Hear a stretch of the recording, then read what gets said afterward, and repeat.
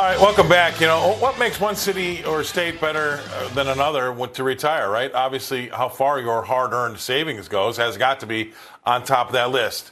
High up on my list, though, is snow. Does it snow where I'm thinking about retiring? If so, cross it off the list.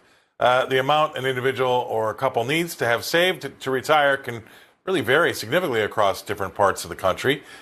How about this? Like, the differences are real. A recent Go Banking Rate report noted that the amount needed, say, to retire in Oklahoma is $735,000, whereas the figure for retiring in Arizona would be $1.1 million. And it illustrates just how those amounts may differ depending on location to location. Now, more importantly, as my next guest would say, we need to be telling our money where to go and not asking where it went. So let's bring him on for more of his take on this. Please welcome to the show, Mr. Craig Bolanos. Craig, thanks for coming on. I really appreciate your input here. He's a co-founder and wealth advisor at VestGen Wealth Products. Okay. I'm sure you have this talk a lot. I'm sure I have this talk with some of my friends. I'm getting older about what they're going to do in their retirement, what places tax your retirement, some places don't, where your money's going to go the furthest. What about cost of living? The cost of housing is a really big one. So are you in the business when it comes to a case-by-case basis of kind of counseling your customers on where they might want to actually settle down?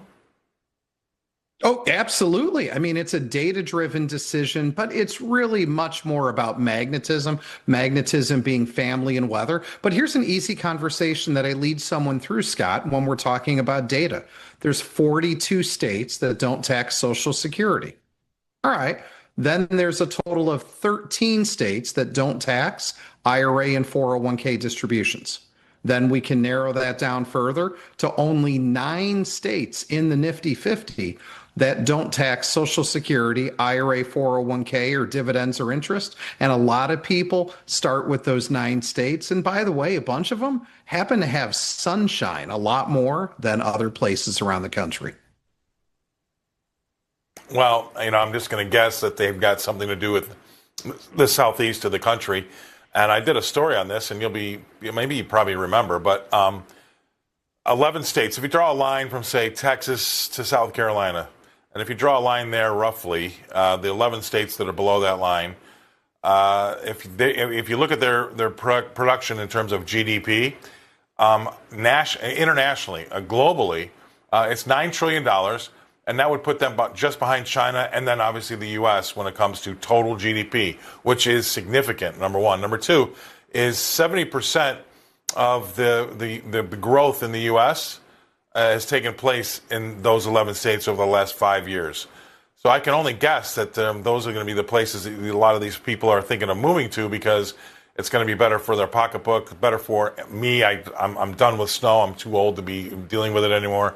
But I guess that's going to be something that you talk a lot about. And again, I don't know what they're going to name it, but there's going to be, it's almost going to be like a different country, those 11 states, because I feel like there's a big sucking sound from New Jersey, New York, California, and Illinois. What say you? Well, no, I do. But Scott, bringing it back to the viewing audience, here's the reality. If you want to get retired and you want to stay retired, you first need to define what's going to get you up out of bed every single day with passion and vigor. What are you going to do when you retire your professional life, AKA what are you going to retire to? Once you start defining what you're going to retire to, then you can start optimizing, as you alluded to, the budget, what it's going to take to live that certain lifestyle in a certain climate, in a certain area.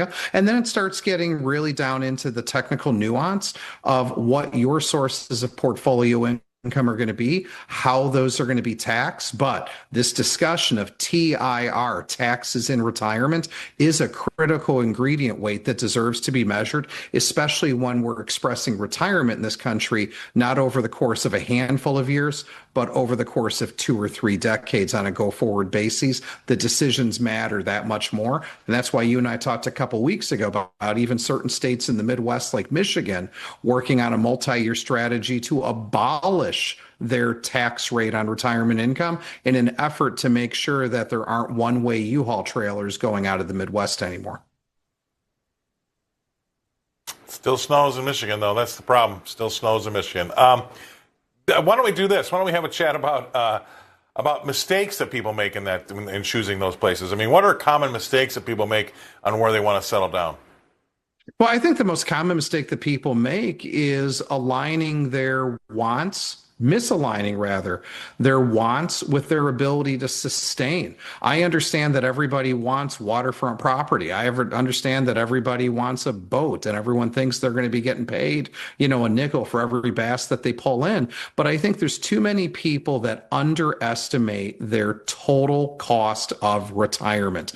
They underestimate the out-of-pocket cost of retiree health care. They underestimate the cost of vision, of dental. They underestimate all these different factors. And that's why I encourage anybody watching to get with a qualified professional, get with a team that has clients in 41 of the 50 states. Oh, hey, we know who that team might be because we can direct you to the real queries that you need to ask of oneself to make sure that your finances are sustainable, because there's nothing worse than someone chasing a lifestyle that they just can't sustain. I'm sure you can't name a number. Maybe you can. I don't know. It's probably not fair to me to ask, but it's probably almost like a Chinese menu. But what should people that are thinking about retiring budget in for those extra healthcare costs? What do you tell people? Well, I tell everybody, those rules of thumb that you only need, 60, 70% of your pre-retirement income, that's probably not correct. I mean, we believe in phase spending. There are go-go years, there are slow-go years, and there are no-go years. And I think you need to deserve and develop a plan that's really bespoke and custom tailored to oneself. But Scott, the question you're asking is so wide and varied. I can't give it in general advice, but I can tell someone this. Online calculators, they're only as good as telling you if you're directionally correct. When it comes time to owning your retirement, the difference between simply surviving and doing what everyone wants to do, which is thriving, really is going to take a measured plan with great tax strategy. That's where the leverage comes from before you even start talking about investing.